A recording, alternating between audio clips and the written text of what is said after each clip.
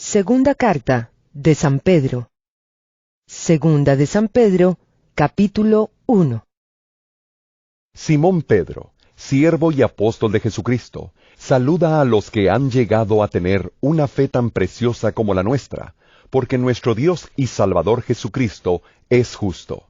Reciban abundancia de gracia y de paz mediante el conocimiento que tienen de Dios y de Jesús, nuestro Señor. Dios, por su poder, nos ha concedido todo lo que necesitamos para la vida y la devoción, al hacernos conocer a aquel que nos llamó por su propia grandeza y sus obras maravillosas. Por medio de estas cosas nos ha dado sus promesas, que son muy grandes y de mucho valor, para que por ellas lleguen ustedes a tener parte en la naturaleza de Dios y escapen de la corrupción que los malos deseos han traído al mundo. Y por esto deben esforzarse en añadir a su fe la buena conducta, a la buena conducta el entendimiento, al entendimiento el dominio propio, al dominio propio la paciencia, a la paciencia la devoción, a la devoción el afecto fraternal y al afecto fraternal el amor. Si ustedes poseen estas cosas y las desarrollan, ni su vida será inútil, ni habrán conocido en vano a nuestro Señor Jesucristo. Pero el que no las posee es como un ciego o corto de vista. Ha olvidado que fue limpiado de sus pecados pasados. Por eso, hermanos, ya que Dios los ha llamado y escogido, procuren que esto arraigue en ustedes, pues haciéndolo así nunca caerán. De ese modo se les abrirán de par en par las puertas del reino eterno de nuestro Señor y Salvador Jesucristo. Por eso les seguiré recordando siempre todo esto, aun cuando ya lo saben y permanecen firmes en la verdad que les han enseñado. Mientras yo viva, creo que estoy en el deber de llamarles la atención con estos consejos.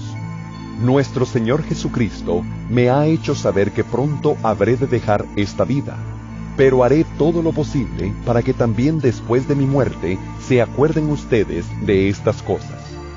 La enseñanza que les dimos sobre el poder y el regreso de nuestro Señor Jesucristo no consistía en cuentos inventados ingeniosamente, pues con nuestros propios ojos vimos al Señor en su grandeza. Lo vimos cuando Dios el Padre le dio honor y gloria, cuando la voz de Dios le habló de aquella gloriosa manera: Este es mi Hijo amado, a quien he elegido. Nosotros mismos oímos aquella voz que venía del cielo, pues estábamos con el Señor en el monte sagrado.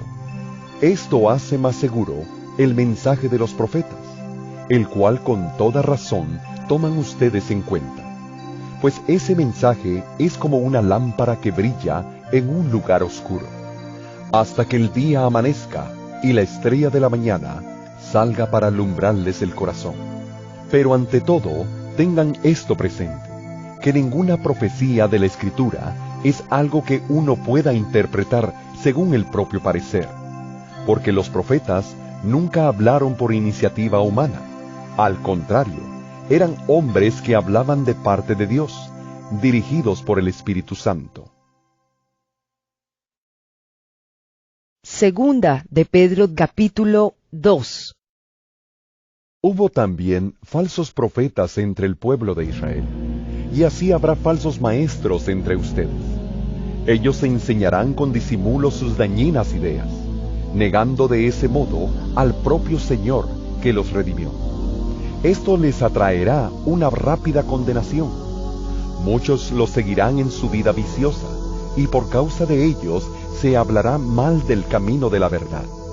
En su ambición de dinero los explotarán a ustedes con falsas enseñanzas, pero la condenación los espera a ellos sin remedio, pues desde hace mucho tiempo están sentenciados.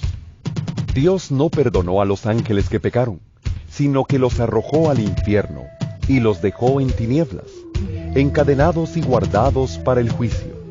Ni tampoco perdonó Dios al mundo antiguo, sino que mandó el diluvio sobre aquellos hombres malos, y salvó solamente a Noé, que predicó una vida de rectitud, y a otras 7 personas. Dios también condenó a la destrucción a las ciudades de Sodoma y Gomorra, quemándolas hasta dejarlas hechas cenizas, para que sirvieran de ejemplo de lo que habría de suceder a los malvados. Pero libró a Lot, un hombre justo a quien afligía la vida viciosa de aquellos malvados. Este hombre justo que vivía entre ellos sufría en su buen corazón a causa de las maldades que día tras día tenía que ver y oír. El Señor sabe librar de la prueba a los que viven entregados a Él, y sabe tener a los malos bajo castigo para el día del juicio. El Señor castigará sobre todo a los que siguen deseos impuros y desprecian su autoridad. Son tercos y atrevidos, y no tienen miedo de insultar a los poderes superiores. En cambio, los ángeles, aunque tienen más fuerza y autoridad, no se atreven de parte del Señor a condenar con insultos a esos poderes. Esos hombres son como los animales, no tienen entendimiento, viven solo por instinto y nacen para que los atrapen y los maten. Hablan mal de cosas que no entienden, pero morirán de la misma manera que los animales, sufriendo por lo que han hecho sufrir a otros. Se creen felices entregándose al libertinaje en pleno día. Son una vergüenza y un escándalo cuando los acompañan a ustedes en sus fiestas, divirtiéndose con sus placeres engañosos. No pueden ver a una mujer sin desearla. No se cansan de pecar. Seducen a las almas débiles. Son expertos en la avaricia. Son gente maldita. Andan perdidos porque se han desviado del camino recto. Siguen el ejemplo del profeta Balaam, hijo de Bosor, que quiso ganar dinero haciendo el mal, y fue reprendido por su pecado. Una asna muda le habló con voz humana y no lo dejó seguir con su locura. Esos maestros son como pozos sin agua, como nubes llevadas por el viento. Están condenados a pasar la eternidad en la más negra oscuridad. Dicen cosas altisonantes y vacías, y con vicios y deseos humanos seducen a quienes a duras penas logran escapar de los que viven en el error. Les prometen libertad, siendo ellos mismos esclavos de la corrupción, porque todo hombre es esclavo de aquello que lo ha dominado.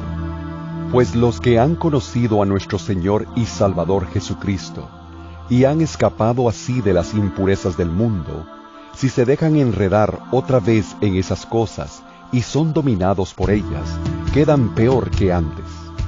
Hubiera sido mejor para ellos no haber conocido el camino recto, que después de haberlo conocido, apartarse del santo mandamiento que les fue dado.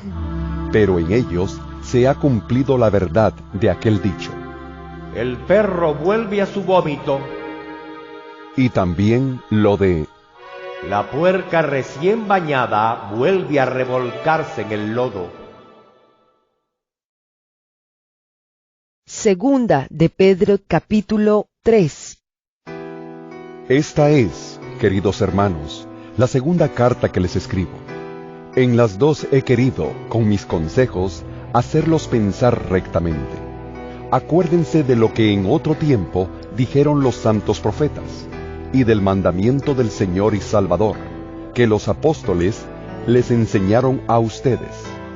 Sobre todo tengan esto en cuenta, que en los días últimos vendrá gente que vivirá de acuerdo con sus propios malos deseos, y que en son de burla preguntará: ¿qué pasó con la promesa de que Cristo iba a volver?